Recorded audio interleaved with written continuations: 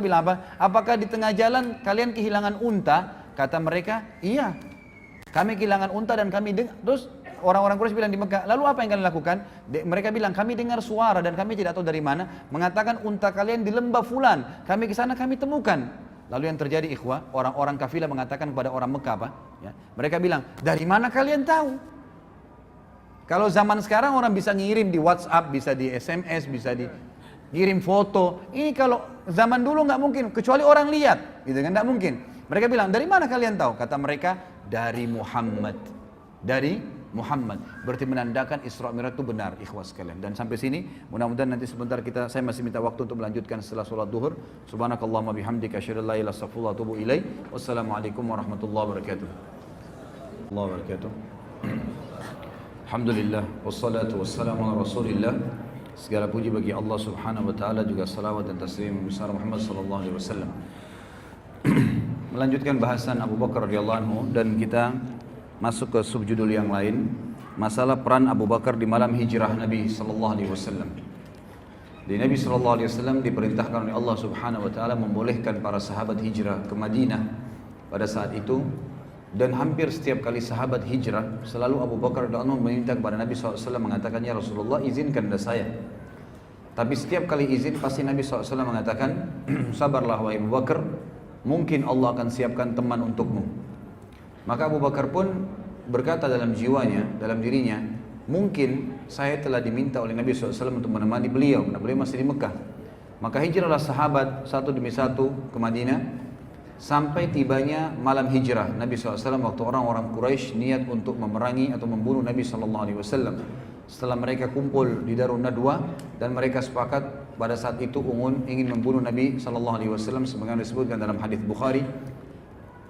Maka mereka berkumpul, lalu datanglah iblis, syaitan menjelma menjadi manusia, kemudian berkata kepada mereka, pada saat ide-ide dikumpul dan Abu Jahal mengatakan, lebih baik kita berikan atau keluarkan dari setiap suku yang ada di Mekah yang tidak beriman pada Muhammad, anak muda yang paling kuat, kemudian dibayar, lalu kemudian membunuh Muhammad secara bersamaan, agar sukunya Muhammad tidak bisa melawan.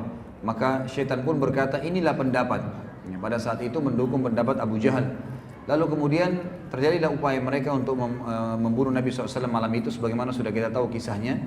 Lalu Nabi SAW pada saat itu menyuruh Ali radhiyallahu anhu untuk menggantikan beliau di ranjangnya, dan beliau di awal malam itu keluar, kemudian sambil membaca surah Yasin, a'udzubillahi minasyaitonirrajim, wa ja'alna min baini aydihim saddan wa min khalfihim saddan faghshaynahum fahum la yubsirun. Kami jadikan di hadapan dan di belakang mereka pembatas sehingga mereka tidak bisa melihat.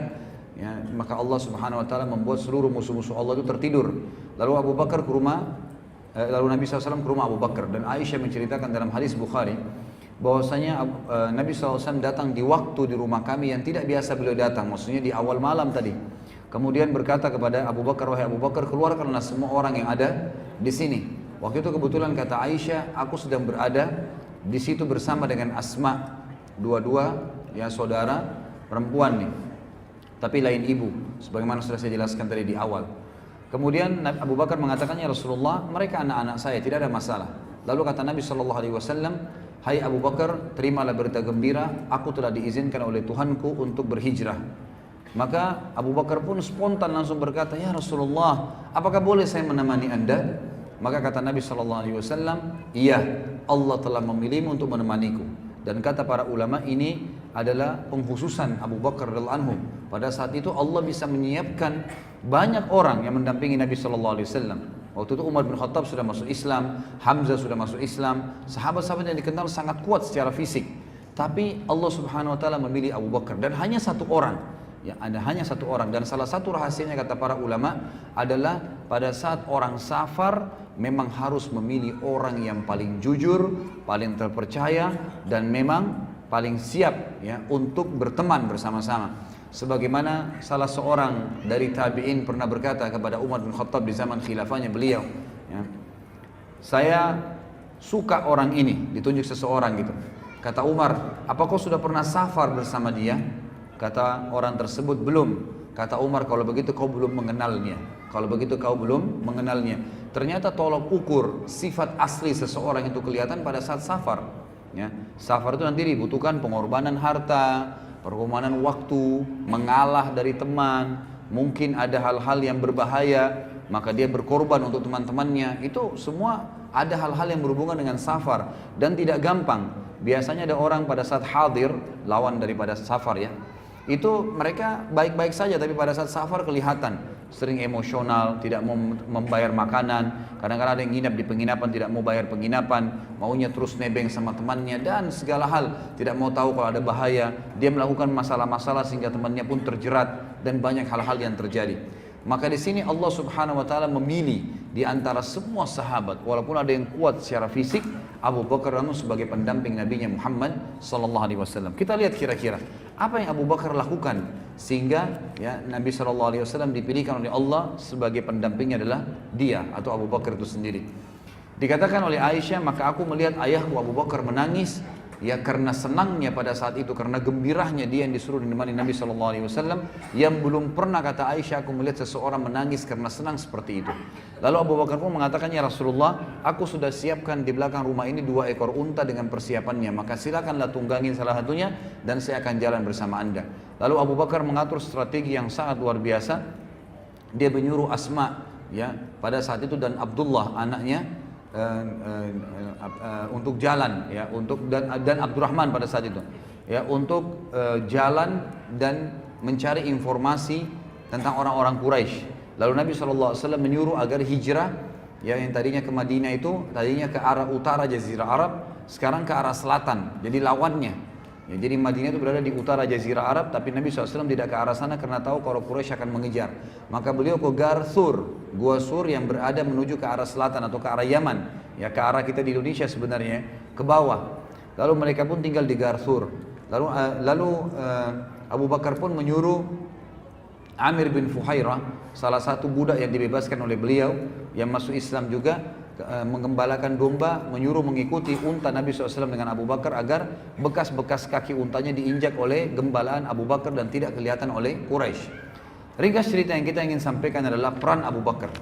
Pada saat Nabi SAW tiba di Gua Thur, dalam hadis sahih riwayat Bukhari dijelaskan, maka Nabi SAW dilarang oleh Abu Bakar untuk masuk. Mohon maaf, ini disebutkan dalam athar yang sahih, tidak disebutkan dalam sahih Bukhari, tapi disebutkan dalam buku-buku athar yang sahih. Ya, semua buku-buku hadis menyebutkannya sebagai athar. Athar ini dinukil dari para sahabat, gitu kan? Kalau hadis seperti dari Nabi SAW.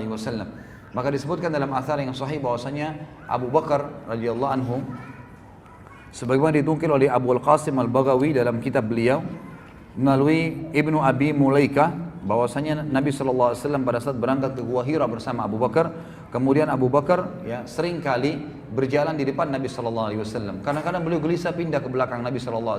Kadang-kadang beliau gelisah ke sebelah kanan Nabi SAW. Kadang-kadang beliau gelisah ke sebelah kiri Nabi SAW. Terus begitu. Lalu Nabi SAW dengan tenang tetap membaca Al-Quran di atas untahnya. Kemudian Nabi SAW melihat gerak-gerik Abu Bakar yang sangat banyak, maka berkatalah Nabi SAW, ada apa wahai Abu Bakar? Kata Abu Bakar, ya Rasulullah, kalau saya sedang berada di depan anda, tiba-tiba saya khawatir kalau ada musuh menyerang anda dari belakang, maka saya ke belakang anda. Kemudian kalau saya sedang di belakang anda, saya khawatir nanti musuh ada di belakang, di sebelah kanan anda, maka saya ke sebelah kanan anda. Pada saat saya sebelah kanan, saya khawatir musuh datang ke sebelah kiri anda, maka saya sebelah kiri anda. Maka kata Nabi SAW, tenanglah wahai Abu Bakar, sesungguhnya Allah bersama kita. Tapi pelajaran besar bagaimana Abu Bakar memang luar biasa. Bukan hanya sekedar mendampingi atau bersafar bersama Nabi SAW, tapi siap berkorban dan tidak ingin sedikit pun menimpa Nabi SAW pada saat itu. Dan riwayat yang lain menjelaskan bahwasanya pada saat Nabi SAW dan Abu Bakar tiba di Gar Thur, sebuah lubang, gitu kan. Kemudian Abu Bakar berkata, ya Rasulullah, jangan masuk dulu, jangan masuk dulu. Lalu Nabi SAW, lalu Abu Bakar masuk duluan. Kemudian Abu Bakar menutupi lubang-lubang yang ada di situ dengan bebatuan dan juga dengan kain-kain yang dia bawa, gitu kan. Tinggal tersisa 2 buah lubang yang tidak bisa lagi ditutup sama dia. Biasanya lubang-lubang di gua ini ada ular atau kalajengking, gitu kan. Maka Abu Bakar pun dalam asar ini dikatakan meletakkan kedua telapak kakinya di lubang tersebut. Lalu Nabi SAW dipersilakan masuk oleh Abu Bakar, lalu Nabi SAW pun tidur di paha Abu Bakar, tidur di paha Abu Bakar. Pada saat sementara Nabi SAW tidur di paha Abu Bakar, maka kaki Abu Bakar disengat oleh binatang tadi, tapi tidak disebutkan kalajengking atau ular. Dan Abu Bakar kesakitan, tapi beliau tidak menggerakkan sedikit pun pahanya karena tidak mau Nabi SAW terbangun dari tidurnya alaihi salatu wassalam. Lalu Abu Bakar pun karena tidak tahan lagi menangis dan tetesan air matanya jatuh ke wajah Nabi SAW, maka Nabi pun terbangun. Lalu Nabi SAW mengatakan, ada apa wahai Abu Bakar? Abu Bakar berkata, ya Rasulullah, kakiku disengat oleh binatang buas. Maka kata Nabi SAW, angkatlah. Lalu beliau meludahinya dan akhirnya sembuhlah kaki Abu Bakar radhiyallahu anhu. Dan ini sebuah kejadian yang luar biasa dari pada saat safar Nabi SAW bersama Abu Bakar. Kemudian kita pindah, ya, kisah demi kisah, poin demi poin ini, dalam arti kata yang terlibatnya Abu Bakar di situ. Keteladanan agung dari kejadian perang Badar, dan ini sudah saya jelaskan tadi sedikit mukaddimahnya, disebutkan dalam Tarikh Khulafa. Ya, Tarikh Khulafa ini sebuah buku yang masyhur berbicara tentang khalifah-khalifah Islam. Didukil sebuah athar bahwasanya Ibnu Sirin berkata, Abdurrahman ibn Abi Bakar yang saya bilang tadi belum sempat masuk Islam di Mekah, lalu sempat ikut dengan pasukan Quraisy di Badar. Kemudian dia berkata waktu masuk Islam kepada ayahnya, sungguh aku melihatmu mengincarku, tapi aku selalu menghindarimu. Aku tidak mau membunuhmu. Abu Bakar berkata, adapun aku, jika engkau mengincarku, maka aku akan menghadapimu dan aku akan membunuhmu. Ya, dalam hadis ini disebutkan bagaimana peran Abu Bakar radhiyallahu anhu memberikan pelajaran kepada kita semua, bahwasanya kalau dalam peperangan maka tidak ada urusannya lagi dengan masalah anak. Juga di perang Badar sempat dapat pujian, ya, dari Nabi SAW bahwasanya Jibril dan Mikail, dua malaikat ini mendampingi Abu Bakar dan Ali, dua sahabat Nabi radhiyallahu anhuma. Sebagaimana disebutkan di dalam riwayat Imam Ahmad dan Hakim, dan dia berkata inilah hadis yang sanadnya sahih. Dan juga Az-Zahabi mengisyaratkan hadis ini hadis sahih sesuai dengan syarat Imam Muslim, di mana Abu Shalih Al-Hanafi dari Ali radhiyallahu anhu dia berkata, dikatakan kepada Ali dan Abu Bakar di perang Badar oleh Nabi SAW, ma'a ahadikuma Jibrilu wa ma'al akharu Mikail wa Israfil malakun azim yashhadul kital au qala yashhadus saf. Jibril bersama salah seorang dari kalian berdua, sedangkan Mikail bersama yang lainnya. Israfil adalah malaikat yang sangat besar, dia ikut menyaksikan peperangan, atau Nabi SAW bersabda hadir dalam barisan bersama pasukan mujahidin. Dan ini menunjukkan bahwasanya dua sahabat ini punya kedudukan mulia karena didampingi oleh dua malaikat yang merupakan pimpinan malaikat dan wakilnya. Jibril adalah pimpinan para malaikat dan Mikail adalah wakilnya, dan ini termasuk malaikat yang tidak akan binasa sebagaimana disepakati jumhur ulama sampai hari kiamat nanti. Yang masuk dalam firman Allah Subhanahu wa taala, a'udzubillahi minasyaitonirrajim. فَإِذَا نُفِخَ فِي الصُّورِ فَصَعِقَ مَنْ فِي السَّمَاوَاتِ وَالْأَرْضِ إِلَّا مَنْ شَاءَ اللَّهُ. Al-ayah. Kalau seandainya ditiup sangkakala yang pertama, maka semua yang di langit dan di bumi akan sa'iq. Sa'iq itu akan mati kecuali yang Allah inginkan. Kata para ulama tafsir yang diinginkan adalah Jibril, Mikail, Israfil. Ini malaikat-malaikat yang tidak akan kena sangkakala tersebut, tidak mati. Begitu pula bidadari dan bidadari di surga, dan juga penjaga dari surga dan neraka dari malaikat, Malik dan juga Ridwan. Kemudian juga disebutkan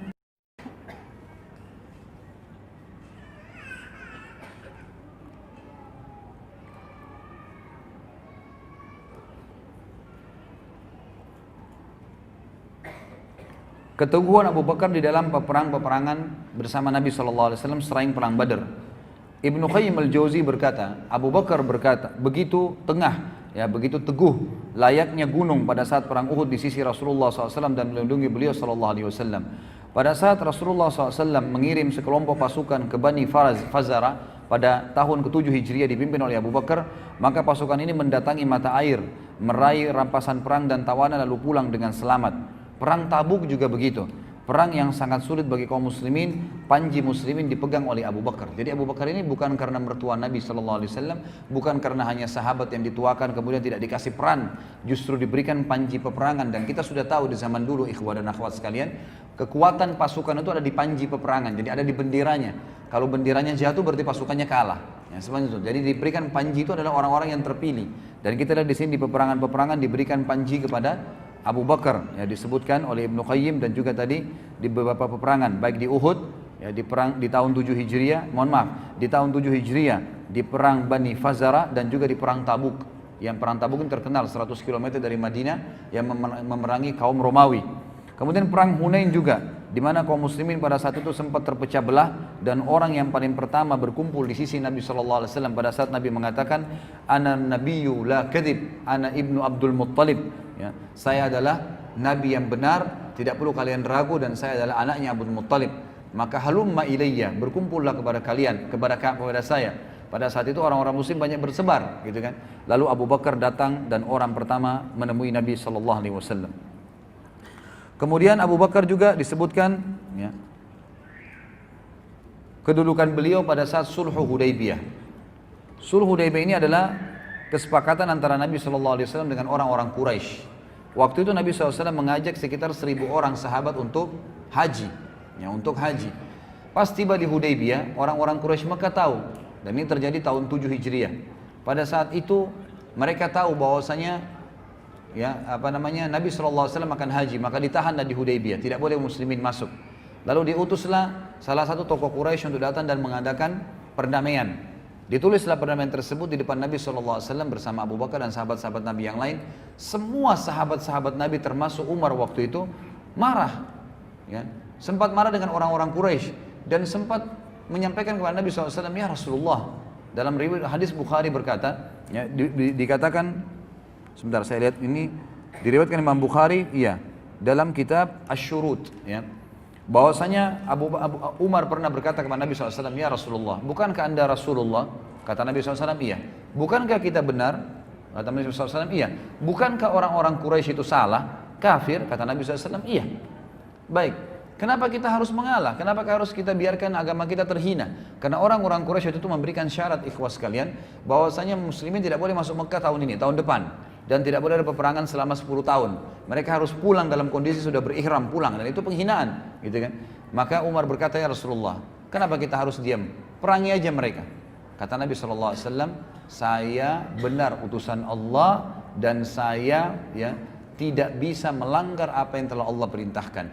Pasti, kata Umar, bukankah ya Rasulullah anda janji kami akan masuk ke Mekah dan tawaf? Kata Nabi SAW, benar, tapi apakah saya janjikan kepadamu, hai Umar, kau akan tawaf tahun ini? Kan tidak. Tapi pasti Umar, setelah tahun ini kau akan masuk tawaf di situ, gitu kan? Lalu Abu Umar pun masih merasa kesel, maksudnya, ya Rasulullah, ayo deh kita perang gitu. Dan para sahabat-sahabat pun pada saat itu juga berharap begitu. Jumlahnya 1.000 banyak, walaupun tidak bawa senjata gitu. Lalu dia datang kepada Abu Bakar. Abu Bakar waktu itu tidak hadir pembicaraan antara Umar dengan Nabi SAW. Abu Bakar pun lalu datangi oleh Umar. Umar berkata, hai Abu Bakar, bukankah Rasulullah, bukankah ini Muhammad benar utusan Allah? Kata Abu Bakar, iya. Bukankah kita dalam keadaan benar? Abu Bakar mengatakan iya. Jadi di sini ulama mengatakan, lihatlah persamaan pendapat Nabi SAW dengan Abu Bakar tanpa Abu Bakar lihat. Abu Bakar ucapin, ini betul-betul karena kejujurannya dan sidiknya terhadap wahyu Allah. Maka berkata Umar, bukankah ya mereka dalam keadaan sesat dan kafir? Kata Abu Bakar, iya. Baik, kenapa kita tinggal diam? Kenapa kita nggak perangin mereka? Gitu kan? Lalu kata Abu Bakar mengatakan, dia adalah utusan Allah dan dia tidak mungkin melanggar perintah Tuhannya. Jadi subhanallah, apa yang Nabi ucapkan Abu Bakar ucapin, padahal Abu Bakar tidak tahu Nabi ucapin itu, gitu kan? Di kemah yang berbeda. Lalu kata Umar, baik, bukankah Muhammad SAW, Nabi Muhammad telah menjanjikan kepada kita akan tawaf? Kata Abu Bakar, benar, tapi apakah kau dijanjikan tahun ini, hai Umar? Tidak, tapi kau pasti akan masuk dan tawaf setelah tahun ini. Subhanallah, kata Umar, aku tidak menemukan seseorang yang sama dengan Nabi SAW seperti Abu Bakar, gitu kan?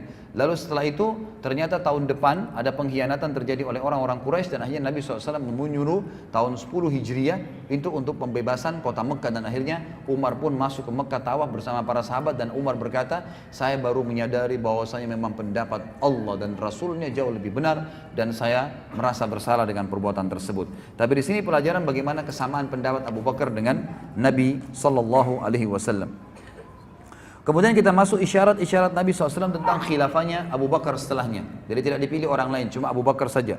Sebagaimana disebutkan di dalam riwayat Bukhari, disebutkan dalam Sahih Bukhari, bahwasanya Jubair bin Mut'im dari ayahnya, dan ia berkata, seorang wanita datang kepada Nabi SAW dan beliau memintanya untuk kembali lagi kepadanya. Maka wanita itu berkata, bagaimana kalau saya kembali nanti setelah anda meninggal, aku tidak menemui anda sudah meninggal. Kata Nabi SAW, maka engkau menemui Abu Bakar. Illam tajidini fa'ti Abu Bakar. Kalau engkau tidak menemuiku nanti, aku sudah meninggal, kalau kau kembali, datangilah Abu Bakar. Ini kata ulama isyarat yang sangat jelas, Abu Bakar mereka akan menjadi khalifah setelah Nabi SAW. Ibnu Hajar berkata dalam Fathih, menjadikan hadis ini dalil yang menunjukkan bahwasanya Abu Bakar merupakan khalifah setelah Nabi SAW adalah sahih dan benar. Tetapi hanya sebuah isyarat saja, memang tidak menunjukkan secara langsung. Tapi yang jelas, riwayat ini menjelaskan memang setelah Nabi SAW meninggal, maka Abu Bakarlah yang diangkat oleh para sahabat.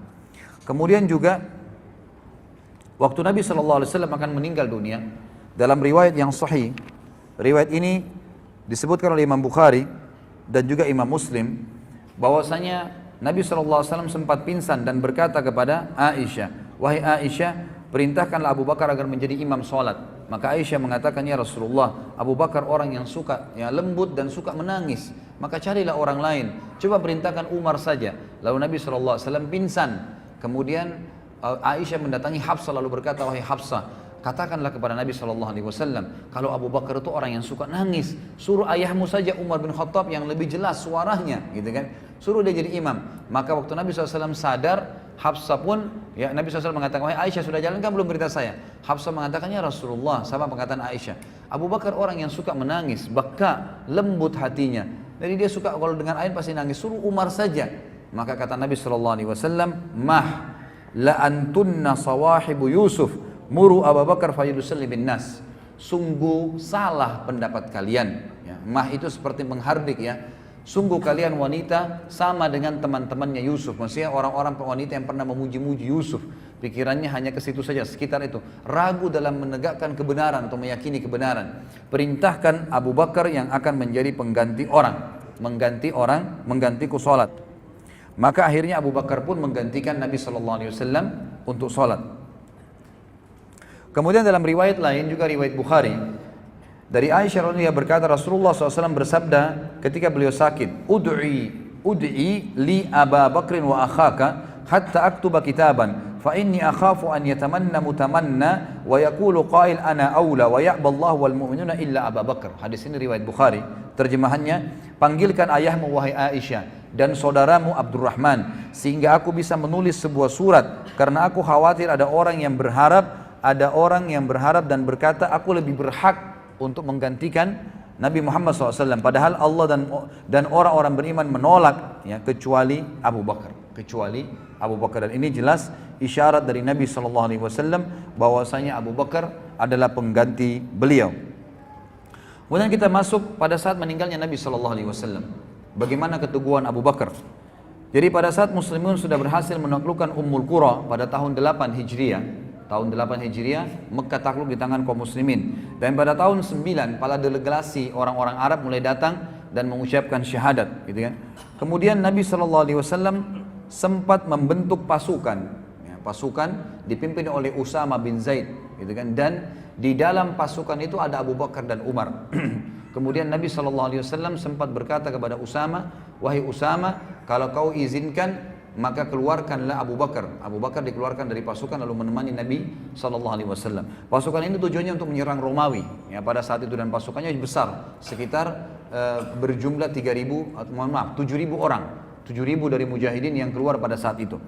Maka pada saat Nabi SAW sempat sakit waktu itu, kemudian orang-orang, ya, khawatir dengan Nabi SAW, maka Abu Bakar pun dari pasukan tadi kembali menemani Nabi SAW, melihat keadaan Nabi SAW, dan pagi harinya Nabi sempat sehat dan Abu Bakar sempat jadi imam dan Nabi sempat keluar menjadi makmum di belakangnya. Kemudian Nabi SAW kembali istirahat dan sakit keras. Setelah itu Nabi SAW meninggal dunia. Ringkas cerita, Nabi SAW meninggal, ini ada sejarah sendiri Nabi meninggal dunia. Nabi SAW meninggal dunia. Lalu orang-orang semua bingung, guncang Madinah pada saat itu. Guncang Madinah. Sampai Umar bin Khattab pun menghenuskan pedangnya sambil berkata, tidak ada orang yang boleh mengatakan Muhammad telah mati. Kalaupun dia pergi, dia pingsan, maka Tuhannya akan mengembalikannya. Kalau ada yang mengucapkan, maka saya akan tebas lehernya. Maka orang-orang semua tambah takut. Bingung Nabi SAW meninggal, Umar pun juga dengan tegas teriak-teriak seperti itu, dan orang tahu siapa Umar, sahabat terdekat Nabi SAW juga setelah Abu Bakar. Maka Abu Bakar pun datang kemudian melihat wajah Nabi SAW, kemudian melihat ternyata Nabi SAW sudah meninggal dunia. Lalu beliau mengecup keningnya sambil berkata, "Ya Rasulullah, Allah tidak akan menyatukan dua kematian lagi untukmu dan engkau tidak akan sedih setelah hari ini." Lalu Abu Bakar pun keluar sambil mengucapkan kalimat yang luar biasa, sebagaimana dinukil dalam riwayat-riwayat yang sahih, berkata kepada Umar, "Wahai Umar, orang yang bersumpah." Lalu Umar sempat geram, tidak tahu kalau Abu Bakar yang bicara. Umar mengatakan, "Aku pun tetap mengatakan, siapa yang mengatakan Muhammad mati, aku akan tebas lehernya." Maka Abu Bakar berkata, "Wahai Umar, ala rizkika, tenanglah, ya, berhenti." Maka Umar mengatakan, pada saat ada suara lebih tegas lagi di belakang saya pun balik, ternyata Abu Bakar, maka saya tenangkan diri saya. Lalu Abu Bakar mengatakan radhiyallahu anhu kalimat yang masyhur disebutkan dalam, ya, sebuah riwayat yang sahih dinukil oleh Imam Bukhari. Abu Bakar mengatakan, "Ala man kana ya'budu Muhammadan sallallahu alaihi wasallam fa inna Muhammadan qad mat wa man kana ya'budu Allah fa inna Allah hayyun la yamut wa qala innaka mayyitun wa innahum mayyitun wa qala wa ma Muhammadun illa rasulun qad khalat min qablihi ar-rusul afa in mata aw qutila qalabtum ala aqabikum wa man yanqalib ala aqibihi falan yadurra Allah syai'a wa sayajzil kafirin." Kata Abu Bakar, siapapun yang menyembah Muhammad SAW, maka ketahuilah Muhammad telah mati. Dan siapa yang menyembah Allah, Allah itu hidup dan tidak akan pernah mati. Serta Abu Bakar membaca firman Allah yang berbunyi, "Wahai Muhammad, kau pasti mati dan semua juga akan mati setelahmu." Serta firman Allah, "Muhammad tidaklah kecuali seorang rasul yang telah berlalu sebelumnya rasul-rasul Allah. Kalau dia mati atau terbunuh di medan perang, maka apakah kalian akan meninggalkan agama Allah? Siapa yang meninggalkan agamanya Allah, maka tidak akan membahayakan bagi Allah, dan Allah akan memberikan balasan bagi orang-orang yang bersyukur." Kata Umar, waktu ayat ini Abu Bakar baca, saya tiba-tiba tersungkur atau menungkurkan kaki saya ke tanah dan menangis dengan tidak bisa tertahan lagi karena menyadari benar Rasulullah SAW telah meninggal, dan seakan-akan ayat ini belum pernah saya dengarkan sebelumnya. Lalu beberapa sahabat juga menukil dalam riwayat-riwayat yang sahih, kami seakan-akan baru mendengarkan ayat tersebut setelah dibaca oleh Abu Bakar radhiyallahu anhu. Kemudian pada saat itu Abu Bakar, ya, dibaiat oleh orang-orang Madinah.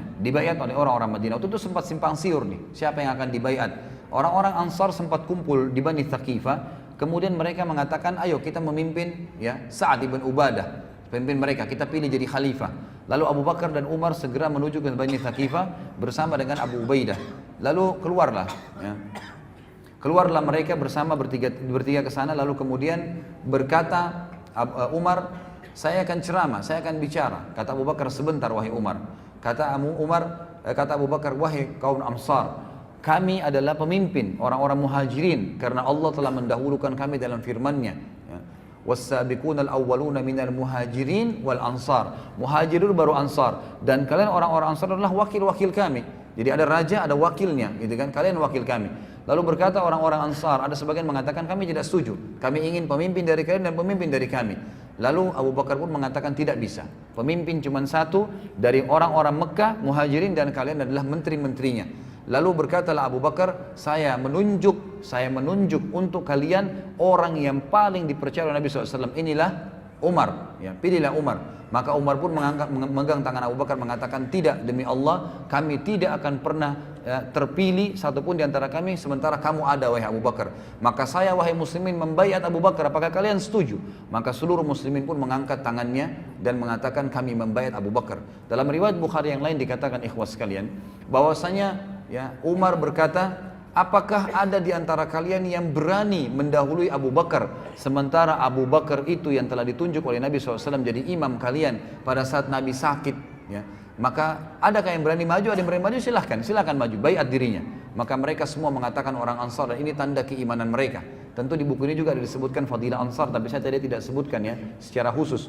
Mereka luar biasa dari sisi iman. Mereka mengatakan kami tidak mungkin mendahului Abu Bakar setelah Nabi SAW menyuruh jadi imam. Maka dibaiatlah Abu Bakar pada saat itu. Kemudian ada kejadian besar, ikhwas sekalian. Pada saat Abu Bakar menjadi khalifah, yang paling pertama beliau lakukan adalah, pada saat itu suku-suku Arab banyak yang murtad, meninggalkan agama Islam. Ada yang murtad, ada yang mengaku nabi sendiri seperti, ya, orang-orang yang muncul Musailam al-Kadzab. Kemudian ada juga yang menolak membayar zakat, muslim tapi tidak mau zakat lagi, zakat khusus untuk Nabi SAW. Waktu itu jadi keadaan Madinah sedih meninggalnya Nabi SAW, pasukan juga terbatas, bayangkan kalau semua suku-suku Arab banyak yang murtad gitu kan. Maka Abu Bakar pun mengatakan, pasukan Ushrah, pasukan yang telah dibentuk oleh Nabi SAW yang sudah keluar dari pinggir kota Madinah, di keluar kota Madinah, ingin menyerang Romawi gitu kan. Itu kata Abu Bakar, saya tetap akan mengirimnya. Kata Umar, ya Abu Bakar, Madinah sekarang akan diserang. Ya, ini bahaya, banyak orang yang murtad. Kenapa kita tidak tarik pasukan itu, bertahan dalam Madinah, mengirim dai-dai kepada mereka? Ini pendapat Umar. Apa kata Abu Bakar? Wahai Umar, saya tahu dulu kamu di zaman jahiliyah adalah orang yang sombong dan sangat kekar. Kenapa kamu jadi pengecut setelah masuk Islam? Gitu kan? Bukankah agama ini sudah sempurna? Bukankah Rasulullah SAW telah membentuk pasukan Usama? Demi Allah saya tidak akan melepas ya tali yang telah disampul oleh Nabi SAW, disimpul oleh Nabi SAW. Maka saya tetap akan utus pasukan tersebut dan tetap akan menyerang apa yang telah Nabi SAW suruh serang. Maka kata Umar, saya tidak melihat kecuali Allah telah membuka dada Abu Bakar. Maka pasukan pun tersebut keluar. Lalu apa yang terjadi ikhwas sekalian? Seluruh suku-suku Arab yang dilewati oleh pasukan Usama bin Zaid ketakutan gitu kan, dan mereka berkata, pasukan sebanyak ini 7.000 orang tidak akan keluar dari Madinah, dari sarangnya, kecuali di dalam sarangnya pasti lebih banyak pasukannya, padahal sebenarnya lagi lemah Madinah. Maka akhirnya Jazirah Arab menjadi tenang. Makanya para ulama mengatakan Abu Bakar telah mengembalikan Islam di Jazirah Arab, dan selama Islam berjaya sampai hari kiamat Jazirah Arab, maka Abu Bakar panen pahalanya karena tetap mengirim pasukan Ushrah, pasukan yang telah dibentuk oleh Nabi Sallallahu Alaihi Wasallam. Kemudian kita lihat pada saat Abu Bakar jadi khalifah, ikhwas sekalian, apa khutbahnya, apa yang disampaikan, dan mana khalifah-khalifah kita sekarang, yang mana presiden-presiden kita yang berkata seperti ini, ya, perkataan yang luar biasa. Sekali lagi Abu Bakar tidak punya ijazah ikhwah, khusus masalah ekonomi, masalah politik, tidak ada sama sekali. Yang ada kitabullah wa sunnati Rasul Sallallahu Alaihi Wasallam, itu saja. Kitab yang dibaca cuma satu, Al-Quran, ini rujukannya dan mengikuti sunnah Nabi Sallallahu Alaihi Wasallam. Tidak ada yang lain, ini di atas segalanya. Kata dia waktu dia naik di mimbar dan dikhalifahkan, beliau mengatakan, sesungguhnya aku telah dipilih sebagai pemimpin kalian padahal aku bukan orang terbaik dari kalian. Jika aku berbuat baik, maka dukunglah aku. Jika sebaliknya, maka luruskanlah aku. Kalau ada yang salah, luruskan. Lalu beliau mengucapkan, ini yang jadi garis bawahi, ini sifat beliau, Siddiq. Beliau mengatakan, kejujuran adalah amanah. Kejujuran terutama dalam mempertahankan agama ini, membenarkan Allah dan Rasulnya, menerima kebenaran dan mempraktekannya adalah amanah, dan kebohongan lawannya adalah khianat. Orang yang lemah di antara kalian adalah kuat di sisiku, sehingga aku mengembalikan haknya kepadanya insya Allah. Orang yang kuat di antara kalian adalah lemah di sisiku, sehingga aku mengambil hak darinya insya Allah. Tidaklah suatu kaum meninggalkan jihad. Ini garis bawah ikhwah ya. Wasiat Abu Bakar pertama naik mimbar, tidaklah satu kaum muslimin meninggalkan jihad di jalan Allah, kecuali pasti Allah akan menimpakan kehinaan atas mereka. Ini yang pegang bukunya di halaman 164 ya. Kehinaan atas mereka, tidaklah perbuatan keji. Jadi di sini Abu Bakar menekankan ya, yang kita sayangkan sekarang memang jihad ini hilang dari kaum muslimin. Hilang betul, jadi nggak ada ya. Nanti betul-betul wilayahnya diserang baru bisa menyerang. Padahal jihad dalam Islam itu bisa terjadi dua keadaan. Kalau lagi diserang, ini fardu ain, atau memang mau ekspansi Islam. Jadi walaupun Islam sedang tidak diganggu, itu tetap bisa kita menyebarkan Islam dengan cara nawarin Islam. Mereka nolak bayar jizyah, kalau mereka nolak baru berperang. Jadi jihad itu bisa terjadi kapan saja, asal ada pemimpin muslim yang memimpinnya. Abu Bakar mewasiatkan pada saat jadi khalifah, beliau mengatakan tidaklah satu kaum muslimin meninggalkan jihad Allah kecuali pasti Allah menimpakan kehinaan atas mereka. Dihina di mana-mana. Tidak ada yang bisa melawan umat Islam karena memang tidak membiasakan diri dengan jihad itu. Tidaklah perbuatan keji yang mewabah pada satu kaum kecuali Allah akan meratakan cobaan atas mereka. Dibiarin maksiat tidak ada yang luruskan, maka pasti Allah akan meratakan cobaan. Taatilah aku selama aku mentaati Allah dan Rasulnya. Ini prinsip dasarnya. Namun jika aku mendurhakai Allah dan Rasulnya, maka tidak ada ketaatan untukku atas kalian. Berdirilah untuk sholat, dirikanlah selalu sholat, dan semoga Allah merahmati kalian. Jadi kita lihat di sini bagaimana khutbahnya yang luar biasa Abu Bakar radhiyallahu anhu. Di antara khutbah-khutbah yang beliau sampaikan yang masyhur adalah, tapi ini setelah beliau jadi imam ya, jadi pemimpin. Dan kita juga perlu tahu ikhwah, ini mungkin yang hilang di tengah-tengah kaum muslimin ya. Pemimpin negara dia di zaman Nabi SAW, di zaman Khulafaur Rasyidin Abu Bakar, Umar, Utsman, Ali, nanti kita lihat semua kisah-kisahnya. Itu memang yang jadi raja pada saat itu mereka adalah imam masjid jami'. Jadi semestinya presiden kita itu kalau mau ikutin hukum Islam itu jadi imam di Istiqlal 5 waktu sholat, subuh, duhur, asar, maghrib, isya. Yang kedua, yang mesti diketahui adalah bahwasanya mereka memang selalu khutbah Jumat.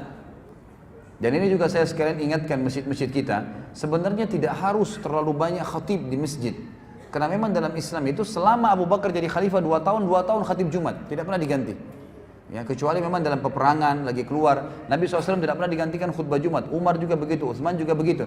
Jadi mereka punya kewajiban, makanya mereka harus alim, faham hukum agama, mereka menyampaikan. Di antara khutbah yang menarik dari Abu Bakar adalah Abdullah bin Hakim berkata, Abu Bakar berkhutbah kepada kami, dia berkata, amma ba'd, sesungguhnya aku berwasiat kepada kalian agar kalian bertakwa kepada Allah, memujinya dengan apa yang sesuai dengan kebesarannya, menggabungkan antara kecemasan dan harapan. Artinya selalu cemas, jangan sampai azabnya Allah datang nih kalau saya berbuat dosa, dan selalu punya harapan besar, pasti Allah terima amal solehnya. Selalu memohon kepada Allah tanpa kenal jenuh. Selalu tidak pernah putus asa minta kepada Allah. Sesungguhnya Allah Ta'ala telah memuji Zakaria dan keluarganya dalam firman-Nya dalam surah Al-Anbiya ayat 90, a'udzubillahi minasyaitonirrajim, innahum kanu yusari'una fil khairati wa yad'una raghaban wa rahaba wa kanu lana khashi'in. Sungguh mereka selalu bersegera dalam mengerjakan kebaikan dan mereka berdoa kepada kami dengan penuh harap dan cemas, dan mereka orang-orang yang khusyuk kepada kami. Wahai hamba-hamba Allah, kata beliau, ketahuilah bahwa Allah telah menggantungkan haknya kepada diri kalian. Dia telah mengambil perjanjian dari kalian atas hal itu. Dia memberi dari kalian yang sedikit lagi fana dengan yang banyak lagi kekal. Maksudnya dunia ditukar dengan akhirat. Ini adalah kitabullah, Al-Quran. Keajaiban-keajaibannya tidak pernah habis. Cahayanya tidak akan pernah padam. Benarkanlah kata-katanya, patuhilah kitabnya, dan ambillah cahaya darinya untuk hari kiamat. Allah hanya menciptakan kalian untuk beribadah kepadanya. Dia mengutus para malaikat al-kiram al-katibin, maksudnya raqib dan atid, kepada kalian. Mereka mengetahui apa yang kalian lakukan. Kemudian ketahuilah wahai hamba-hamba Allah, kalian hilir mudik di dunia ini pagi dan petang kepada sebuah ajal yang ilmunya tidak kalian ketahui. Jika kalian mampu pada saat ajal itu tiba sementara kalian dalam sebuah amalan karena Allah mau amalan itu, maka lakukanlah. Namun kalian tidak akan mampu demikian kecuali dengan pertolongan Allah. Maka berlombalah mendahului ajal kalian yang masih tersisa waktunya sebelum ia habis, sehingga ia mengembalikan kalian pada perbuatan buruk kalian. Artinya kalau kalian tidak beramal soleh, pasti kalian akan berbuat buruk, otomatis. Orang kalau tidak berbuat baik pasti berbuat buruk, tidak ada tengah-tengahnya, tidak ada gabungan antara keduanya. Maka berarti baik atau buruk. Kalau kalian tidak berbuat baik, maka kalian akan berbuat buruk, dan kalau ajal kalian datang, kalian akan menyesal. Sesungguhnya suatu kaum menyerahkan ajal mereka kepada orang lain dan mereka melupakan diri mereka sendiri. Sayang sekali beliau bilang, banyak sekali orang gitu kan, yang menyerahkan hidupnya, serang orang, ribut, yang menyerang orang lain, menyusahkan orang lain, tapi seakan-akan gampang membunuh orang, tapi dia lupa dia pun akan mati ajalnya. Kata beliau, saya sarankan jangan kalian meniru mereka. Bersegeralah, selamatkan diri kalian, karena di belakang kalian ada pemburu, para malaikat yang bergerak gesit dan urusannya pun sangat cepat pada saat mencabut ruh. Gitu kan? Jadi ini wasiat yang luar biasa dari Abu Bakar radhiyallahu anhu. Beliau juga pernah berkhutbah dalam riwayat yang lain. Ini semua disebutkan dalam Sifatus Safwa, juga Makarimul Akhlaq, buku-buku yang mulia menulis tentang athar sahih menurut Abu Bakar. As-Siddiq pernah berkhutbah di hadapan kaum muslimin. Dia berkata, wahai manusia, hendaklah kalian malu kepada Allah. Demi Allah, aku tidak keluar untuk sebuah keperluan, buang hajat sejak aku membaiat Rasulullah SAW, kecuali aku menutup kepalaku karena aku malu kepada Allah Subhanahu Wa Taala. Jadi Abu Bakar selalu menaruh ada jubah di atas kepalanya, itu justru karena malu kalau kepalanya dilihat oleh Allah Subhanahu Wa Taala. Sampai pada tingkat itu malunya dengan Allah. Kata para ulama menanggapi kisah ini atau penyampaian ini, kalau kepalanya saja, rambutnya dia malu dilihat oleh Allah Azza wa Jal, malu dengan Allah rasa malunya, maka bagaimana kalau dia bermaksiat kepada Allah? Abu Bakar tidak pernah melakukan hal tersebut. Kemudian potret cemerlang dari ketawaduan beliau radhiyallahu anhu. Tawadhu berarti merendahkan diri. Disebutkan Abu Bakar biasa memerah susu, ikhwas sekalian. Jadi Abu Bakar sebelum jadi khalifah suka memerah susu bagi anak-anak kecil tetangga-tetangga rumahnya. Dan ini disebutkan di dalam Usud Ghaba, dan Ibnu Katsir mengatakan ini adalah redaksi yang hasan, serta riwayat ini didukung juga dengan riwayat-riwayat yang lain yang sahih, ya. Disebutkan dalam banyak buku. Tetap di rumahnya saja. Tetangganya berkata, sungguh anak-anak kecil bilang, sudah nggak ada lagi yang perahkan kami susu. Lalu Abu Bakar mendekati mereka sambil berkata, pasti ada yang perahkan dan saya demi Allah tidak akan mengubah perilaku saya yang baik sebelum saya jadi khalifah, setelah saya jadi khalifah tetap saya akan lakukan. Maka Abu Bakar pun mendatangi anak kecil yang ngomong sambil berkata, kamu mau susu yang berbuih atau susu yang tidak berbuih? Maka anak itu kadang-kadang mengatakan pada satu hari mengatakan yang berbuih, hari besoknya dia mengatakan tidak berbuih, dan Abu Bakar terus memerahkan susu kepada mereka sampai beliau meninggal radhiyallahu anhu. Jadi memerah susu untuk tetangganya, yaitu pada saat beliau menjadi khalifah. Dan ini luar biasa. Umar berkata, satu waktu juga aku selalu mendatangi rumah seorang janda dan berusaha untuk berbuat baik pada janda tersebut. Setiap hari aku datang, aku selalu didahului oleh seseorang. Pasti kalau aku mau datang, mau siapin makan, sudah ada makanannya. Mau bersihin rumahnya, sudah ada bersihin rumahnya. Mau masakin, sudah masak, ada orang masak. Dia terus telusuri, dan dia tanya orang yang punya rumah, siapa itu yang datang mengurus anda? Orang yang punya rumah bilang, saya nggak tahu, janda buta matanya. Ada seseorang sering datang. Lalu Umar satu waktu sembunyi-sembunyi ingin mencari tahu, dia datang lebih cepat, ternyata dia temukan Abu Bakar yang melakukannya. Maka dia mengatakan, oh ternyata kamu orangnya wahai Abu Bakar. Sungguh wahai Abu Bakar, kau akan meletihkan orang-orang yang datang setelahmu. Maksudnya khalifah yang datang setelahmu akan sulit mengikutimu, gitu kan, karena luar biasa perbuatannya.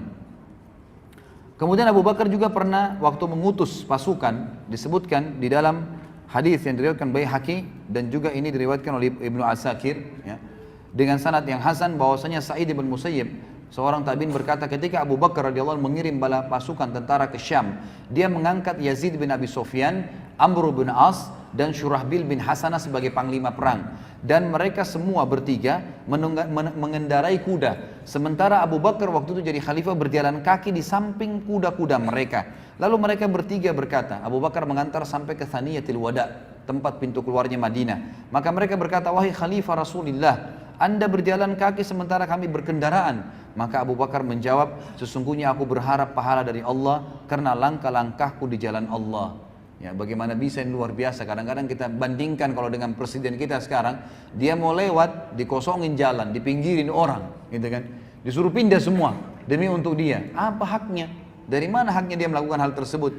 Abu Bakar jalan di sebelah kuda pasukan yang dia kirim dan jalan kaki bersama mereka. Dia jalan kaki dan dia tidak mau menggunakan kendaraan. Bukan cuma mendahului mereka ya, bukan cuma menyuruh mereka pindah, tapi malah Abu Bakar jalan di sebelahnya. Bahkan di dalam hadis lain dikatakan Abu Bakar berkata, aku ingin agar langkah-langkahku ini walaupun aku tidak hadir bersama kalian di medan perang, dicatat pahala oleh Allah Subhanahu wa taala, sebagaimana Nabi sallallahu alaihi wasallam menyebutkan di dalam hadis, setiap langkah di jalan Allah akan diberikan 1000 pahala, dihapuskan 1000 dosa dan diangkatkan 1000 derajat di surga nanti. Ini contoh daripada Abu Bakar. Kemudian contoh yang lain dari keadilan Abu Bakar. Tadi itu adalah ketawaduan. Keadilan Abu Bakar radhiyallahu anhu dikatakan bahwasanya Abu Bakar oleh Aisyah radhiyallahu anha dalam hadis yang sahih riwayat, ya, disebutkan oleh Ibnu Sa'ad dalam At-Tabaqat dengan sanad yang sahih bahwasanya Aisyah berkata, ayahku Abu Bakar membagi fai. Fai ini ikhwas sekalian, pendapatan negara. Jadi ini perlu kita tahu juga di dalam Islam itu, kalau ada berdiri negara Islam dan ada pendapatan negara itu dibagi rata kepada masyarakat. Memang sudah begitu hukum Islam.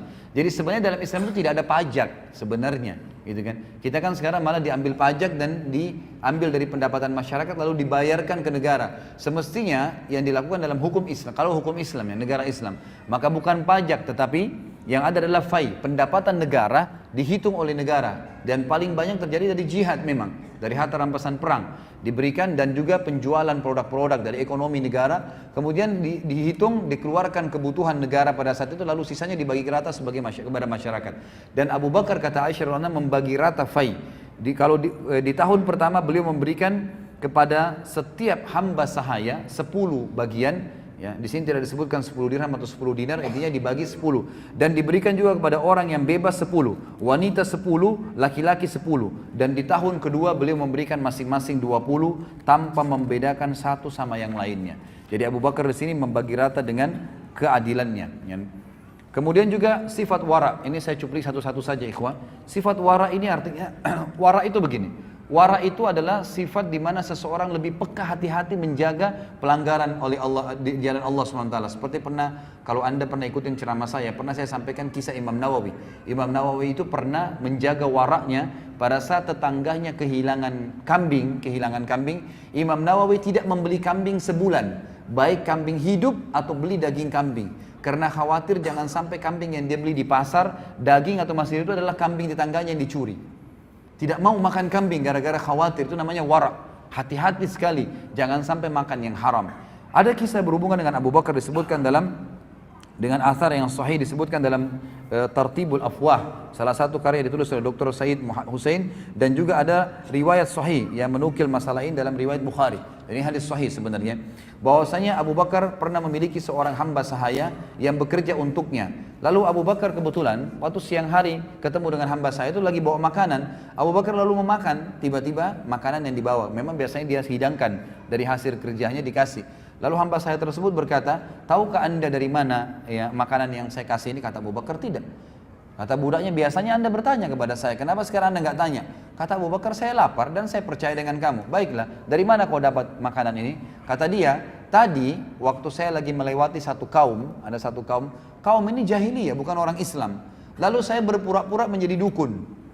Saya pura-pura tahu sesuatu, lalu mereka saya terka-terka dan saya berbohong. Kemudian mereka memberikan imbalan, maka inilah yang anda makan. Dalam hadis ini, dalam riwayat ini dikatakan Abu Bakar lalu mengorek mulutnya dan mengeluarkan makanan tersebut sampai tidak tersisa. Dalam riwayat lain dikatakan ada seseorang melihat Abu Bakar itu mengorek mulutnya dan tidak keluar.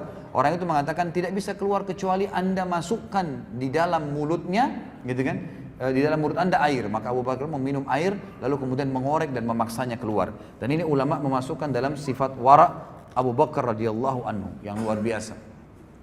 Kemudian contoh kelembutan hati dan tangisan Abu Bakar radhiyallahu anhu. Kata Nabi, disebutkan dalam riwayat pada saat Nabi SAW meninggal, hadis ini sahih diriwayatkan oleh Imam Muslim.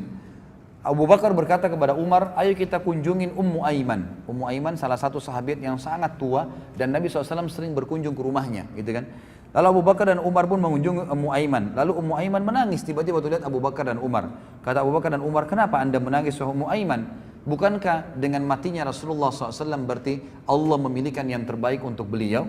Kata Ummu Aiman, saya tidak menangis karena Rasulullah SAW telah meninggal, karena itu memang pasti yang terbaik dari Allah untuk beliau, tapi saya menangis karena sekarang wahyu telah terputus dari langit.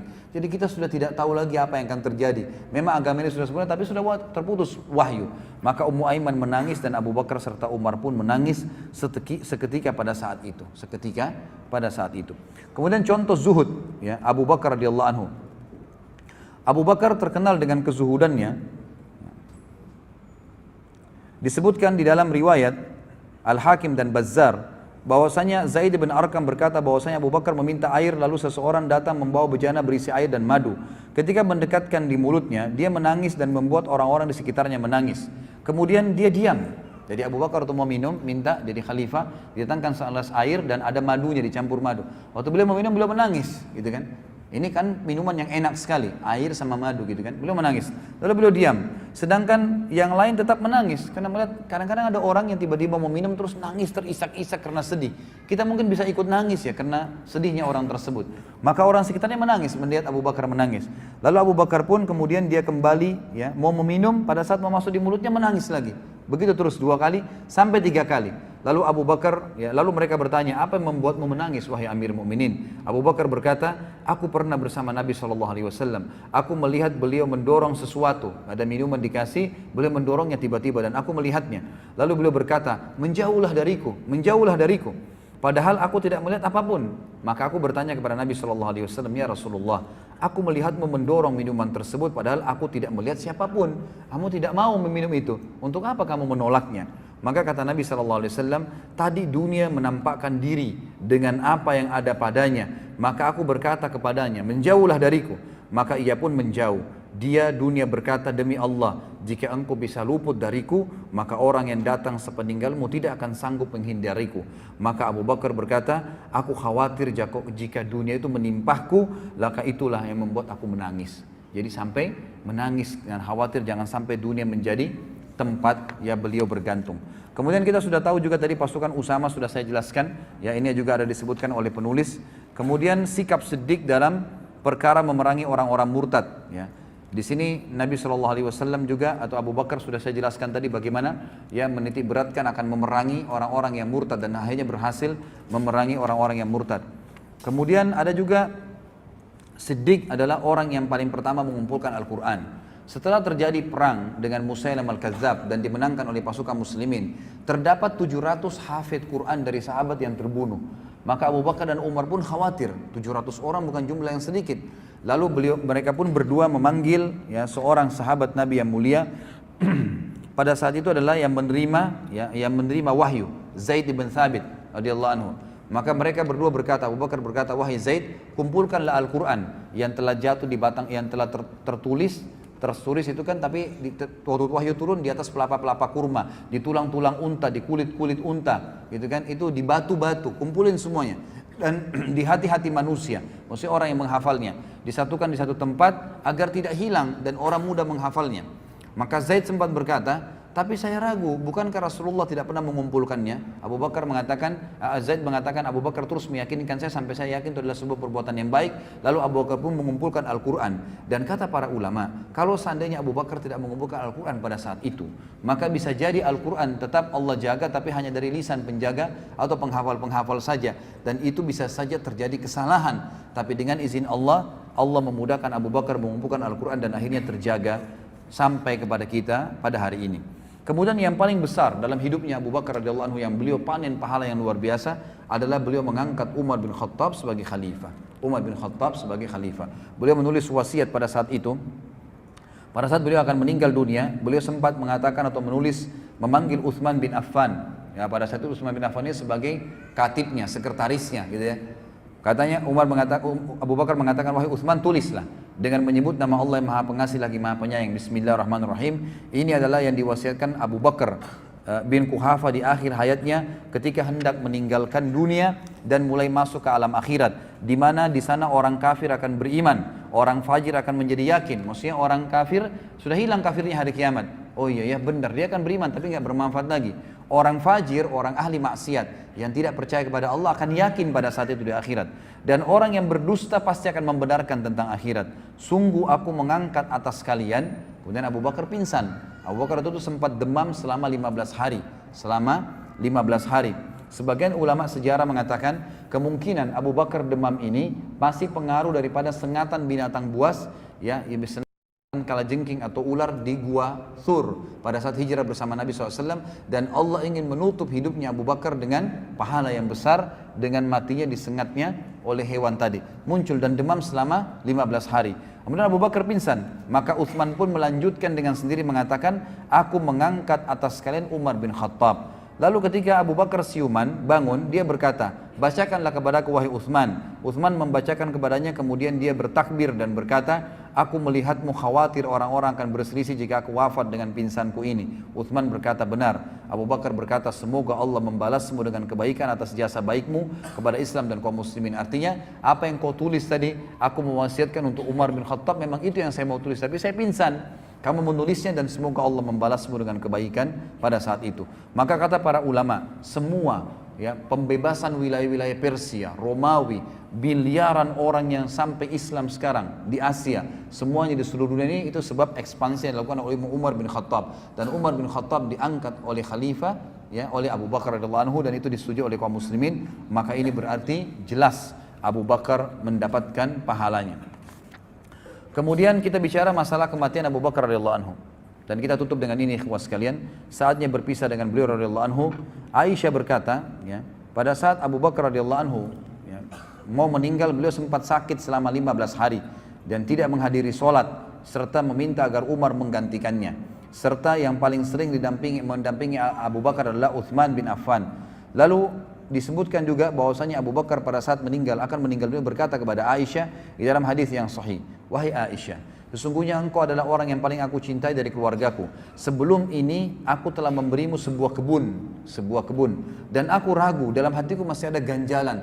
Kayaknya ini nggak bisa aku berikan kepada kamu sendiri. Maka aku wasiatkan kepadamu agar engkau kembalikan kepada ahli waris. Kalau aku meninggal, bagi rata. Kata Aisyah, baiklah, aku akan jalankan wahai ayahku. Lalu Abu Bakar berkata juga dalam riwayat yang lain, pada saat ya, dia akan meninggal, dia mengatakan, sejak kami memegang urusan kaum muslimin, kami tidak pernah makan 1 dinar atau 1 dirham pun milik mereka, tidak pernah ambil dari muslimin 1 dirham dan 1 dinar, tidak pernah. Tetapi kami telah makan makanan mereka yang telah dibuang kulitnya dalam perut kami. Maksudnya yang mereka hidangkan buat kami, ya udah. Tapi kalau khusus menetapkan bayaran muslimin bayar, nggak pernah sekali 1 dirham ataupun 1 dinar yang diambil. Kami memakai pakaian kasar mereka di tubuh kami. Kami tidak mempunyai sedikit maupun banyak dari harta fai, rampasan perang kaum muslimin, kecuali hamba sahaya Habasyah dan seekor unta penyiram serta sepotong kain saja. Jadi Abu Bakar cuma mengambil dari harta rampasan perang pun. Jadi beliau hidup dari harta kerjanya sendiri ya, kebun-kebun kurmanya sendiri. Itu beliau tidak miliki kecuali seorang hamba sahaya. Itu pun hamba sahaya setelah beliau meninggal beliau wasiatkan kembalikan kepada khalifah setelahku Umar bin Khattab. Juga seekor unta dipakai menyiram ya, ditaruh di atas punggungnya, itu 2 gentong besar untuk menyiram pohon-pohon kurma. Juga diberikan kepada Umar setelahku, dan bebaskanlah aku darinya, serta ini sepotong kain yang sempat aku diberikan pada saat aku jadi khalifah, kembalikan, aku tidak ingin sama sekali. Maka pada saat Umar dengar, Umar pun menangis sambil berkata, sungguh Abu Bakar telah membuat orang yang datang setelahnya lelah, tidak bisa mengikutinya, dan Abu Bakar ingin melepaskan dirinya dari masalah-masalah yang memberatkannya pada hari kiamat. Akhirnya pada saat dia meninggal, ikhwas sekalian radhiyallahu anhu, kita dengarkan bagaimana statement yang mulia disampaikan oleh Ali. Mohon maaf ini agak panjang, saya bacain sedikit, mungkin sekitar 1,5 lembar ya. Tapi ini riwayat yang luar biasa, dan ini sekaligus meluruskan pemahaman orang-orang Syiah yang banyak menganggap bahwasanya Ali membenci Abu Bakar atau sebaliknya. Kita bisa lihat bagaimana Ali menamakan anaknya yang meninggal, yang banyak terbunuh di Karbala pun bernama Abu Bakar dan Umar. Ya, bagaimana bernama Abu Bakar dan Umar, dan juga Hasan dan Husain memberikan nama anak-anak mereka dengan Abu Bakar dan Umar. Di sini dulu saya penulis kalimat abadi dari Ali pasca Abu Bakar wafat radhiyallahu anhu. Abu Bakar wafat umur 63 tahun ya, dan itu tepatnya pada malam hari Senin ya. Hari Senin belum meninggal, malam Selasa 22 Jumadil Akhir tahun 13 Hijriah ya. Aisyah sempat berkata pada saat akan meninggal dunia Abu Bakar sempat berkata, malam apa Rasulullah SAW meninggal? Aisyah berkata, hari Senin malam Selasa. Maka kata Abu Bakar, aku berharap meninggal malam ini agar aku bisa meninggal bersama dengan hari meninggalnya Nabi SAW. Maka Abu Bakar pun meninggal pada saat itu, dan sebelum meninggal dia juga sempat mengatakan, dengan apa kalian membungkus dan mengkafani Nabi SAW? Maka kata Aisyah, 3 helai kain suhulia dari Yaman, jadi kain putih dari negeri Yaman. Maka kata Abu Bakar, aku memiliki baju gamis ini, ada baju panjang beliau. Kalau aku meninggal, cucilah. Kemudian guntinglah dia, potonglah dia, jadikan dia sebagai kain kafan, dan tambahlah 2 kain lagi yang biasa. Lalu kata Aisyah, ya ayahku, ini kan sudah usang, baju ini sudah usang, nggak bisa, kami ganti yang baru. Kata Abu Bakar, ya, orang hidup lebih pantas mendapatkan yang baru. Ini hanya untuk menunggu di alam kubur, nggak perlu yang baru. Jadi pakai baju yang tua. Ya, pada saat beliau dikafani radhiyallahu anhu. Beliau meninggal umur 63 tahun ya, sebagaimana meninggalnya Nabi SAW, dan beliau meninggalkan istri dan anak-anak semuanya dalam keadaan beriman kepada Allah, termasuk kedua orang tuanya. Dan beliau pada saat meninggal dimandikan oleh Asma binti Umais, istri beliau yang terakhir ya radhiyallahu anhum ajma'in. Dan ini juga diambil hukum bahwasanya bolehnya laki-laki dimandikan jenazahnya oleh istrinya, dan sebaliknya istri memandikan suaminya. Dan juga dalam hadis Bukhari dikatakan, kata Nabi SAW pada saat menjelang meninggal, wahai Aisyah, aku pusing kepalaku, sakit. Aisyah mengatakan, ya Rasulullah, aku juga sakit kepala. Kata Nabi SAW, tidak usah khawatir wahai Aisyah, kalau kau meninggal sebelum saya akan kafani kamu, saya akan mandikan kamu, dan saya akan kafani kamu. Kalau aku meninggal lebih dulu, kaulah yang memandikan dan mengkafani aku, sebagaimana disebutkan dalam hadis Bukhari. Kalimat Ali yang mulia adalah dari Usaid bin Safwan, ia berkata, ketika Abu Bakar wafat, jasadnya ditutup dengan kain. Madinah berguncang dengan isak tangis mirip pada saat wafatnya Nabi SAW. Dia berkata, Ali bin Abi Thalib pun datang, lalu berdiri di atas ya, tempat diletakkannya jenazah Abu Bakar, di mana Abu Bakar wafat. Dia berkata, semoga Allah merahmatimu wahai Abu Bakar. Engkau adalah orang yang paling dekat dengan Rasulullah SAW. Ini perkataan Ali radhiyallahu anhu. Teman akrab beliau, tempat beliau berkeluh kesah, orang kepercayaan beliau, pemegang rahasia beliau, dan penasehat beliau. Engkau adalah orang pertama yang masuk Islam, orang yang paling ikhlas imannya, orang yang paling kokoh keyakinannya, orang yang paling takut kepada Allah, orang yang paling berjasa dalam agama Allah, orang yang paling menjaga Rasulullah sallallahu alaihi wasallam, orang yang paling peduli kepada Islam, orang yang paling baik persahabatannya, orang yang paling banyak keunggulannya, orang yang paling utama kepulauannya, orang yang paling tinggi derajatnya, orang yang paling dekat wasilahnya, maksudnya pendekatannya kepada Allah SWT, orang yang paling mirip dengan Rasulullah SAW pada akhlak dan perilakunya, orang yang paling mulia kedudukannya, paling tinggi di sisi beliau, paling mulia di sisi beliau. Semoga Allah membalasmu atas kebaikanmu kepada Rasulullah SAW dan kepada Islam dengan balasan yang terbaik. Perlu kita tahu ikhwah, pada saat jenazah Abu Bakar diletakkan ini, orang-orang pada kumpul semua nih, dengan Ali lagi berbicara, ini berbicara di depan jenazahnya Abu Bakar, dan orang semua dengar, jadi orang semua terdiam mengikutinya. Engkau membenarkan Rasulullah SAW pada saat orang-orang mendustakan beliau. Di sisi beliau engkau ibarat penglihatan dan pendengaran. Allah Ta'ala menamakanmu dalam kitabnya As-Siddiq, sebagaimana Allah berfirman dalam surah Az-Zumar ayat 33. Jadi dari riwayat ini ulama mengambil pendapat bahwasanya memang istilah Siddiq itu datangnya dari Allah Subhanahu wa taala kepada beliau. Sebagaimana firman Allah ini, a'udzubillahi minasyaitonir wallazi jaa'a bis-sidqi wa saddaqa bihi, dan orang-orang yang membawa kebenaran dan membenarkannya. Ayat ini turun kepada Abu Bakar. Engkau memberikan hartamu kepada beliau sallallahu alaihi wasallam pada saat orang-orang menahannya. Engkau menyertai beliau dalam bahaya pada saat mereka memilih untuk duduk. Engkau adalah sahabat beliau yang paling mulia dalam kondisi sulit. Engkau adalah satu dari dua orang ketika keduanya dalam gua. Engkau adalah orang yang menerima ketenangan, kawan beliau dalam hijrah, khalifah beliau dalam agama Allah dan umatnya, khalifah terbaik ketika mereka murtad. Maka engkau menunaikan tugas yang tidak dilakukan oleh khalifah seseorang nabi pun. Engkau berdiri tegar ketika orang-orang melempeng, engkau maju ke depan ketika mereka diam, engkau kuat ketika mereka lemah, dan engkau berpijak di jalan Rasulullah SAW ketika mereka menjauh. Engkau seperti yang disabdakan oleh Nabi Muhammad SAW, lemah badanmu namun kuat dalam agama Allah Ta'ala, bertawadhu dalam dirimu namun agung di sisi Allah, mulia di mata manusia dan besar di sisi mereka. Tidak seorang pun memiliki celah untuk mencelahmu, tidak seorang pun memiliki peluang untuk merendahkanmu, tidak seorang makhluk pun memiliki keistimewaan di sisimu. Orang yang lemah lagi rendah ya, di sisimu adalah orang yang kuat lagi mulia, dan sehingga engkau mengembalikan haknya. Dan orang yang dekat dan orang yang jauh serta orang yang kuat di sisimu, orang yang kuat adalah lemah di sisimu sampai engkau mengambil hal-hal yang benar darinya. Orang yang paling dekat kepadamu adalah orang yang paling taat dan takwa kepada Allah. Urusanmu adalah kebenaran, hidupmu dipenuhi dengan kejujuran dan kelembutan, ucapanmu bijak dan mengarah, perintahmu lembut lagi tegas, pendapatmu adalah ilmu dan tekad yang kuat. Agama menjadi lurus denganmu, iman menjadi kuat, dan perintah Allah terangkat denganmu. Demi Allah, engkau melangkah jauh mendahului kami, engkau telah membuat lelah orang-orang setelahmu dengan sangat. Engkau beruntung meraih kebaikan dengan nyata. Inna lillahi wa inna ilaihi raji'un. Kami ridho kepada ketetapan Allah, kami menerima keputusannya. Demi Allah, kaum muslimin tidak ditimpa musibah setelah Rasulullah SAW seperti musibah kematianmu. Bagi agama engkau adalah penopang, penjaga dan pengayom. Semoga Allah Subhanahu wa taala mengumpulkanmu dengan Nabi Muhammad SAW, tidak menghalangi kami dari pahalamu, tidak menyesatkan kami sesudahmu. Orang-orang yang diam, orang-orang semua pada diam sampai Ali menyelesaikan kata-katanya, kemudian mereka menangis sampai suara mereka terdengar. Mereka semua berkata, engkau benar wahai Ali. Ini disebutkan dalam Al-Matalibul Aliyah, dan khabar ini sahih disebutkan juga di dalam Ziyadatu ya, Musnad, Musadda, dan rawi-rawinya semuanya thiqat. Inilah ikhwah sekalian dan akhwat, kehidupan seorang figur yang harusnya dijadikan idola bagi kaum muslimin. Orang yang sudah jelas berhasil dalam usahanya, rumah tangganya, bersosialisasi dalam masyarakat, bahkan menjadi pemimpin negara. Dan dia adalah orang-orang yang betul-betul kokoh ya dalam berpegang pada agama ini karena satu masalah, sidq.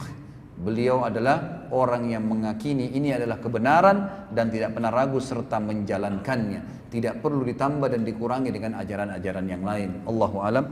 Ini yang bisa kita sampaikan. Semoga Allah SWT memberkahi majelis kita ini dan menjadikan kita orang-orang yang senantiasa menjadikan Umar bin Khattab, Abu Bakar radhiyallahu anhu, dan para sahabat Nabi yang lain sebagai panduan kita. Dan ikhwah sekalian, bacalah terus sejarahnya. Apa yang tadi antum dengar 2-3 jam ini hanya sebagian dari kisah-kisah beliau, dan tetap saya sarankan untuk membacanya dan menjadikannya sebagai tauladan. Mungkin ini saja ikhwah sekalian, dan saya tidak tahu kalau memang masih mau dibuka pertanyaan silahkan, kalau tidak kita tutup.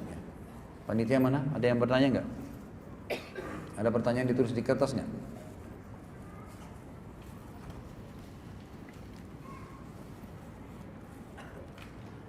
Sudah nggak ada? Baik.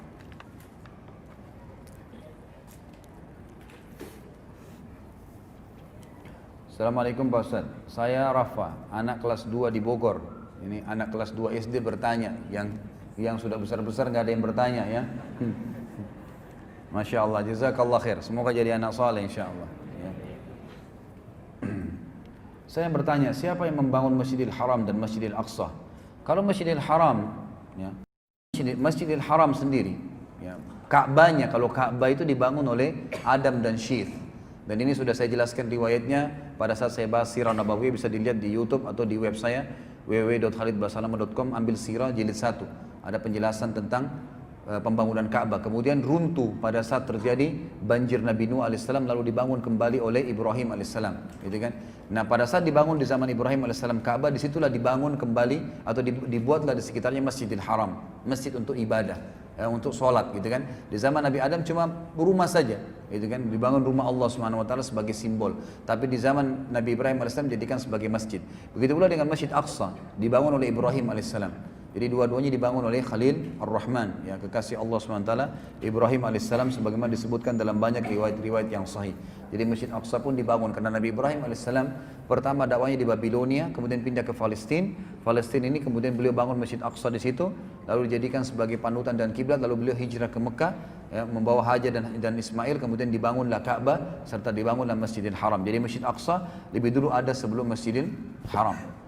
Buku Nabi yang sahih untuk anak cukup banyak sebenarnya ya, bisa nanti dilihat penerbit dari teman-teman kita ini ya.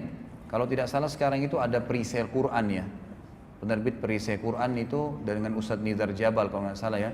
Itu cukup banyak buku-buku yang berhubungan dengan sirah Nabi, sirah sahabat, khusus untuk anak-anak, jadi bergambar dan berwarna. Itu yang saya tahu. Dan juga kalau tidak salah ada terbitan Pustaka Ibnu Katsir ini yang sedang kita bedah bukunya, ada juga buku tentang anak-anak, baik sholat ataupun kisah-kisah Nabi dan juga sahabat. Allahu a'lam. Afwan Ustaz, hal apakah yang membuat orang-orang Syiah membenci Abu Bakar? Tidak ada alasan. Tidak ada alasan, dan memang itu awalnya karena memang pendapat ini diangkat oleh Abdullah bin Saba. Abdullah bin Saba ini orang Yahudi pura-pura masuk Islam, dan memang dia sengaja ingin memerangi kaum muslimin. Makanya di zaman Utsman bin Affan dia masuk ke Madinah, kemudian dia mengatakan Abu Bakar sama Umar sudah merebut khilafahnya Ali. Maka sama Utsman ditangkap, dikeluarin dari Madinah. Di zaman Ali radhiyallahu anhu dia masuk lagi, dia sebenarnya lagi fitnah. Abu Bakar, Umar dan Utsman mengambil khilafahnya Ali. Sama Ali ditangkap, gitu kan? Sama Ali ditangkap. Lalu Ali radhiyallahu anhu mengatakan, kau harus bertaubat. Kalau tidak saya akan cambuk kamu haddul muftari. Had muftari itu adalah cambukan orang-orang yang berbohong. Kau berbohong. Siapa yang mengatakan, kata Ali, siapa yang mengatakan radhiyallahu anhum ajmain, siapa yang mengatakan saya lebih baik daripada Abu Bakar dan Umar, maka saya akan mencambuknya. Maka saya akan mencambuknya. Lalu kata Abdullah bin Saba apa? Kalau kau mencambukku, gitu kan? Kata Ali begini, kalau kau tidak mau taubat, saya akan cambuk kamu. Kalau kau tetap memaksa lagi, saya akan bunuh kamu. Kata dia, kalau kau bunuh saya, kau adalah dia, kau adalah Tuhan. Kau adalah Tuhan. Maka Ali pun membunuh Abdullah bin Saba. Tapi sekarang orang-orang Syiah di Iran itu malah membangun kuburan, dinamakan kuburannya Abdullah bin Saba, yang mereka tawaf tiap hari, mereka minta doa di situ. Sama juga dengan Abu Lu'lu. Nanti kita bahas pada saat kisah Umar bin Khattab insyaallah. Itu di zaman Umar bin Khattab, ya, yang bunuh dia adalah Abu Lu'lu, dan terkenal sekali. Abu Lu'lu ini sekarang dibuatin masjid di Iran, lalu mereka berdoa di situ. Saya pernah lihat cuplikannya dengan bahasa mereka, bahasa Arab tapi dengan versi bahasa Persia ya, bahasa Iran. Itu mereka bilang, ya Allah bangkitkanlah kami bersama Abu Lu'lu, na'udzubillah, yang membunuh Umar bin Khattab. Dan sekarang mereka sampai menggunakan sendal, ditulis nama Abu Bakar sama Umar, dilaknat tiap hari. Tidak ada alasan gitu. Tidak ada alasan. Kalau kita pertemukan minimal antara dia dengan Abu Bakar, siapa yang mau dibilang lebih baik? Jelas mertua Nabi, jelas sahabat Nabi, gak ada alasan, gitu kan? Dan jelas sahabat Nabi, jelas tadi kekhalifaannya, khalifah pertama dalam Islam. Mereka mau bantah atau tidak, itu jelas faktanya. Abu Bakar jadi khalifah, Abu Bakar mertua Nabi, dan juga Abu Bakar jadi masuk surga, jelas sekali faktanya. Tapi memang begitulah asasnya, mereka memang mau berusaha untuk, jadi orang-orang Yahudi ini berusaha dengan faham Syiah, itu untuk menghancurkan Islam melalui dasar pertama, orang-orang pertama. Yang menerima ajaran dari Nabi SAW siapa? Para sahabat. Jadi sahabat ini yang mau dipangkas sama mereka. Karena kalau sahabat dianggap kafir, maka dari mana kita akan terima riwayat? Sudah nggak ada.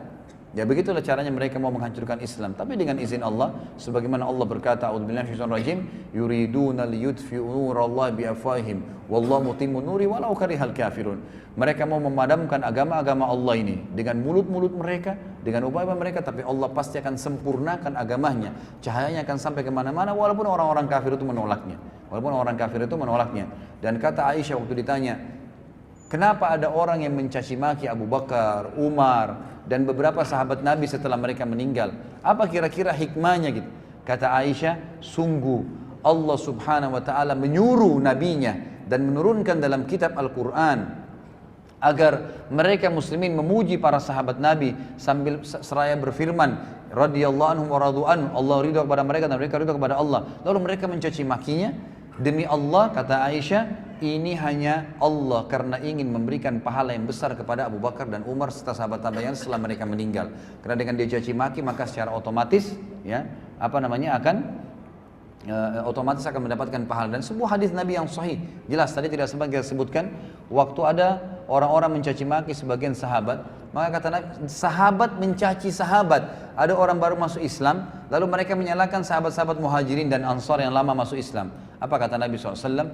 La tasubbu ashabi, jangan coba-coba caci maki sahabatku. Ini sabda Nabi SAW. Ya. Lau anfaqa ahadukum mithlu uhudin dhahaban ma balaga muddi ahadihim. Kalau salah seorang dari kalian berinfak emas semua seperti gunung Uhud besarnya, maka tidak akan pernah bisa mencapai pahala sedekah mereka walaupun satu mud. Satu mud itu cuma seperti satu genggam, ya, telapak tangan. Itu tidak akan bisa dijangkau karena luar biasanya mereka telah hidup bersama Nabi SAW. Dan cukuplah Imam Syafi'i berkata, mungkin kita lihat waktu kita tutup dengan ini. Imam Syafi'i waktu ditanya, apa pendapat anda wahai imam? Imam Syafi'i turunan Hasan, turunan Nabi SAW yang mulia, terkenal imam madhab. Beliau mengatakan, dan itu ditanya oleh murid-muridnya, apa pendapat anda tentang yang terjadi di antara sahabat? Muawiyah sempat berperang sama Ali di Siffin, kemudian nanti kita bahas di masa kejayaannya Ali radhiyallahu anhu ajma'in. Kemudian apa yang hikmah yang diambil dari Ali radhiyallahu anhu pada saat berperang dengan Aisyah di perang Jamal, perang Unta? Apa yang kita harus lakukan? Siapa yang salah, siapa yang benar? Gitu kan? Langsung kata Imam Syafi'i rahimahullah, seorang alim sunni yang faham benar, beliau mengatakan, saya sarankan kalian membaca firman Allah dalam surah Al-Baqarah, a'udzubillahi minasyaitonir rajim, tilka ummatun qad khalat laha ma kasabat walakum ma kasabtum wala tus'aluna amma kanu ya'malun. Setelah Allah SWT ceritakan tentang umat-umat sebelum kita, Allah berkata apa? Itulah umat-umat yang telah berlalu. Mereka telah mendapatkan apa yang mereka lakukan. Kalau mereka buat baik, dapat baik. Sekarang jadi surga, taman-taman surga dari kuburan mereka. Kalau mereka berbuat buruk, mereka sudah disiksa, jadi lubang dari lubang neraka. Dan kalian juga akan diminta pertanggungjawaban atas apa yang kalian lakukan, dan tidak usah repot-repot mencari tahu dan menanyakan perbuatan mereka. Ini pendapat diambil Imam Syafi'i rahimahullah dari ayat Al-Quran yang menceritakan kepada kita tentang keadaan umat-umat sebelum kita. Kita cuma bisa mengimani Musa alaihissalam Nabi, Taurat ada, pengikutnya ada. Tapi tidak perlu kita cari tahu isinya Taurat apa. Tidak perlu kita mengikuti lagi syariatnya. Memang begitu dalam Islam. Tidak usah tanyain lagi, cukup imani selesai. Yang kita terapkan saran Al-Quran dan apa yang diajarkan oleh Nabi Sallallahu Alaihi Wasallam. Mungkin sampai sini ikhwas sekalian. Mudah-mudahan sekali lagi Allah memberkahi majelis kita dan juga menjadikan kita orang-orang yang mengamalkan apa yang telah kita dapatkan, dan semoga Allah Subhanahu wa taala dengan kemahamurahannya ikhwas sekalian menyampaikan derajat siddiq juga kepada kita sebagaimana Allah Subhanahu wa taala menyampaikannya kepada Abu Bakar, dan semoga Allah menyatukan kita dengannya radhiyallahu anhu dan seluruh sahabat di surga firdausnya tanpa hisab. Kalau benar dari Allah, kalau salah dari saya mohon dimaafkan. Subhanakallahumma bihamdika asyhadu an la ilaha illa anta astaghfiruka wa atubu ilaik. Wassalamualaikum warahmatullahi wabarakatuh.